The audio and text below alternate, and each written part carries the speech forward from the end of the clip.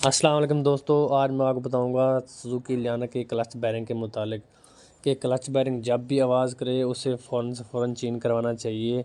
नहीं तो वो क्लच प्लेट और प्रेशर प्लेट दोनों को डैमेज कर देता है। हमारे पास भी एक गाड़ी आई है जो क्लच बैरिंग काफ़ी देर से आवाज़ कर रहा था, तो भाई उसको चला रहे थे। अब जब उसका क्लच बैरिंग टूट गया है तो उसने क्लच प्लेट प्रेशर प्लेट पूरा सेट भी ख़राब कर दिया है।